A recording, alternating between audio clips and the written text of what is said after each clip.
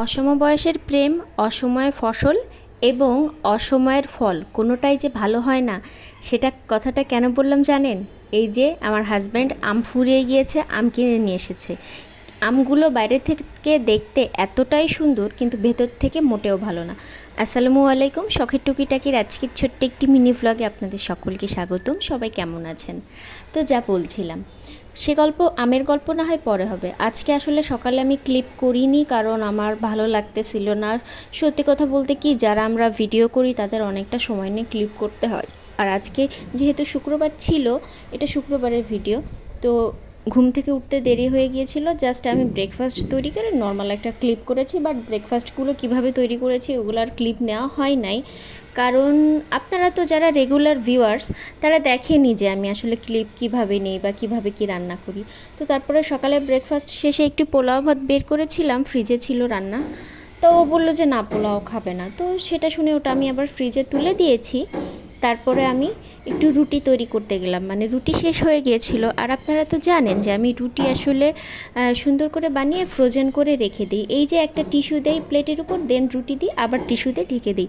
এভাবেই আসলে আমি রুটি রাখি। আর রুটি আমি কাঁচাই রাখি, আমি হাফ ছেঁকে রাখি না। তার সবথেকে বড় কারণ হলো যে আমি সর্বোচ্চ 2 দিনের জন্য রুটি বানাই। আমার কাছে ওই 2 দিনের জন্য না, ফ্রিজে রুটি অনেকটা ভালো থাকে। তো রুটি শেষে আমি আমার পিড়ে বেলুন সুন্দর করে পলিথিন দিয়ে মুড়ে রেখে দিই।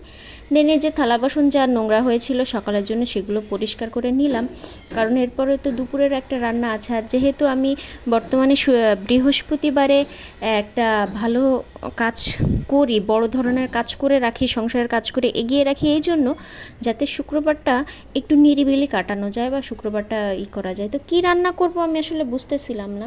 তো তারপরে ভাবলাম কি যে ঠিক আছে, যেহেতু মাংস আছে, ডাল আছে, তাহলে একটু ভর্তা করা যাক। ভর্তা আসলে মানে একটা মজার বিষয় কি জানেন, মানে আমি বসে বসে ভিডিও স্ক্রল করছিলাম আর ভাবছিলাম কী রান্না করব কী রান্না করব। এরপরে দেখলাম যে একজনের একটা ভিডিওতে হিউজ একটা ভর্তার আইটেম করেছো। তো আমি আসলে ভর্তার আইটেম ওরকম করতে গেলে তো অনেক বেশি সময় লেগে যাবে, যার কারণে আমি ভাবলাম কি অল্প কিছু ভর্তায় করা যায়। তারপর আলহামদুলিল্লাহ বেশ কিছু ভর্তা আমি করেছি।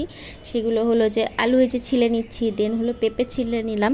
পেঁপেটার কথা তো আমি বারবারই বলছি, ইদানিং আমার পেঁপে খাওয়া বেশ হচ্ছে, মানে মোটামুটি করে আমি ভালোই পেঁপে খাচ্ছি, আমার ভাল লাগে। আর সাথে কাঁচামরিচ দিব, আলু ভর্তাও কাঁচামরিচ দিয়ে মাখাবো, পেঁপে ভর্তাও কাঁচামরিচ দিয়ে মাখাবো, জাস্ট সিদ্ধ করে নিব। শুকনো মরিচ আসলে যতটা সম্ভব অ্যাভয়েড করা যায় সেটাই চেষ্টা করছি।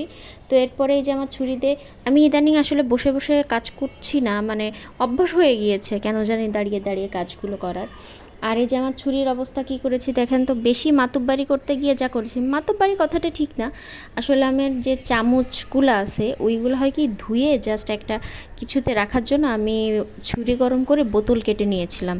যার কারণে কি হয়েছে, সুন্দর একটা জিনিস তো তৈরি হয়ে গিয়েছে চামচ রাখার, কিন্তু আমি সেই আমার ছুরিটা নষ্ট হয়ে গিয়েছে। তো কিছু করার নাই, আমি অনেক ট্রাই করে প্লাস্টিক আর উঠাইতে পারিনি।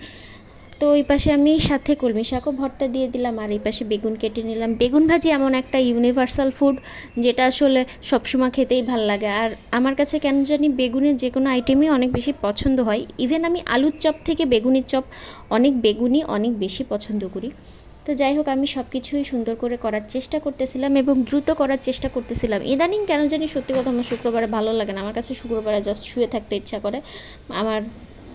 তো ওই যা বলছিলাম, ওই ভিডিও যখন দেখছিলাম দেখলাম যে কাঁচামরিচের একটা ভর্তা করেছে, কাঁচামরিচ আর রসুন দিয়ে। তো আমি ভাবলাম যে যেহেতু আমি ঝাল খাই না, তারপরেও কেন জানি খেতে ইচ্ছা করলো। ইদানিং এটা নিয়ে আবার বেস্ট ফ্রেন্ড আমাকে কথাও শুনিয়েছে। ও আমাকে বললো যে তুই ইদানিং এত ছোচা হয়ে গেছিস, যার যা দেখতেছিস তাই খাচ্ছিস। তখন আমি নিজেই জানি না, আমার আসলে নতুন নতুন আইটেম করতে অনেক ভালো লাগতেছে। তো রসুন আর কাঁচামরিচ সুন্দর করে হালকা তেলে টেলে নিয়ে ওটা জাস্ট লবণ দিয়ে বেটে সরিষার তেল দিয়ে মাখিয়ে নেব, ওটাই ভর্তা।